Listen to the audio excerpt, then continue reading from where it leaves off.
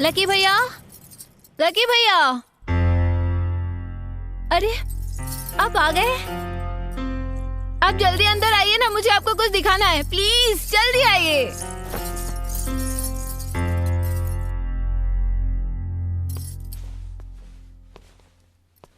कुसुम,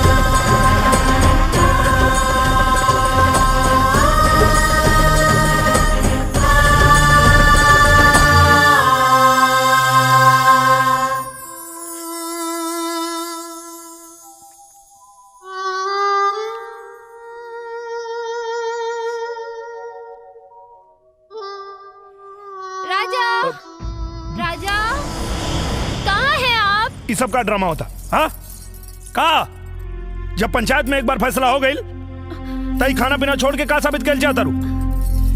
ये सब खाना पीना छोड़ला से कुछ होके वाला नहीं खे। अब चल जाओ, खाए के बाद तो खो, नहीं तो मत खो।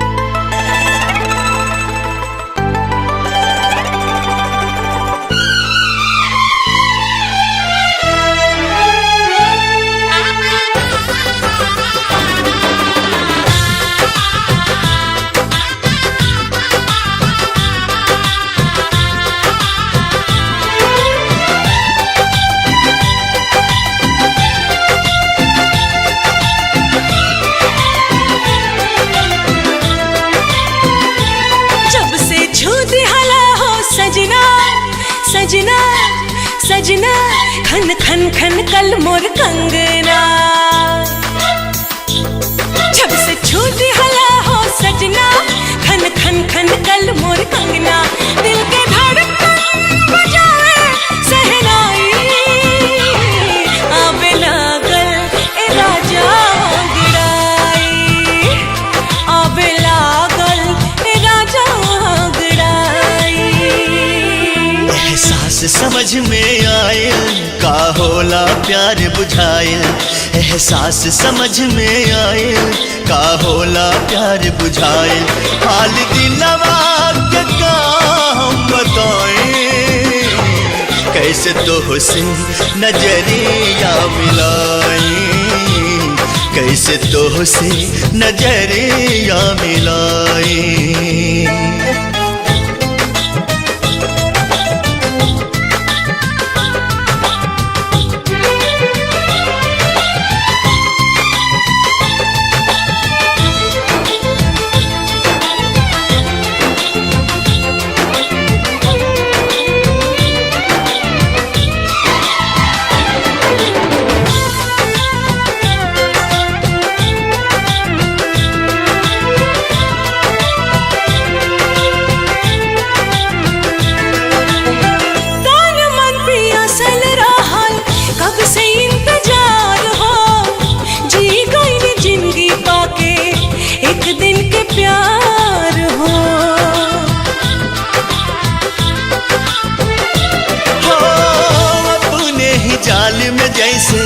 फसल बा पहलिया बुझे नहीं पावे केहू नियति के खेलिया,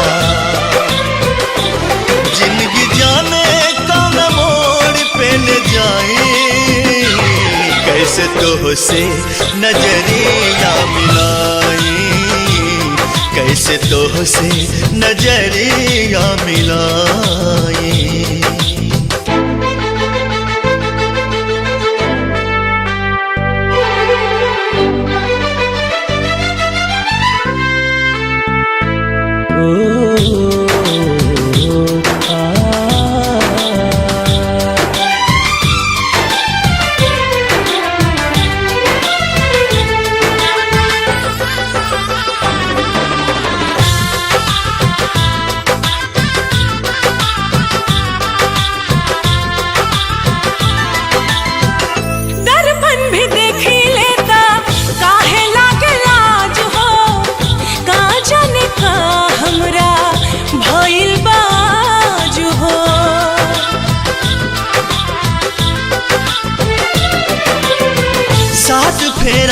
सातो वचन सगरो भुलैनी पति के धर्म का होला उहो ना निभैनी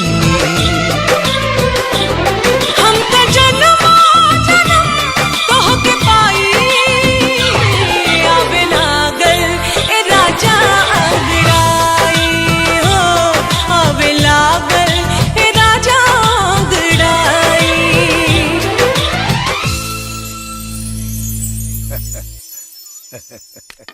टका टका टका टका टका टका टका टका।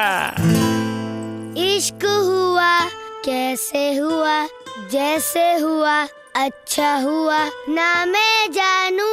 दादाजी ए राजा इला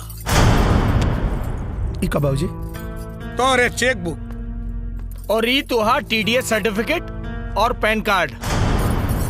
अब खरा खरा मुंह का देखत वरा जा बैंक से सारा पैसा निकाल के लिया हुआ आज सीधे बहू के हाथ में दे दा। और हाँ ओकरा बात तू कहीं चल जा कौनो बात का चिंता नहीं की। और हाँ हमरा कहे से तू इतना दिन रुक गईला ओकरे खातिर धन्यवाद बाबूजी। वैसे भी देवर जी रउआ के तो हीरोइन जैसन मेहरारू चाहत रहल ना। देखी भगवान राउत सुन लेलन और रउआ के तो हीरोइन दे देलन। हाँ बेटा हम हो एकदम ठीक बानी। डॉक्टर कहना है कि कोनो दिक्कत ना है, हैं? अब तू बेफिक्र होके जा सकेला।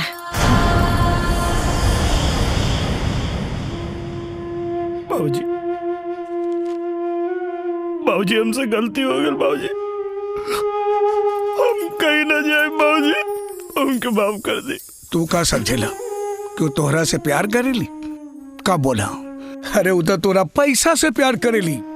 सुना जा पूरा पैसा निकाल के ओकरे हाथ में दे दा फिर देखा पैसे के कमाल। हाँ जा। हाँ बाबूजी। जैकी यस चलो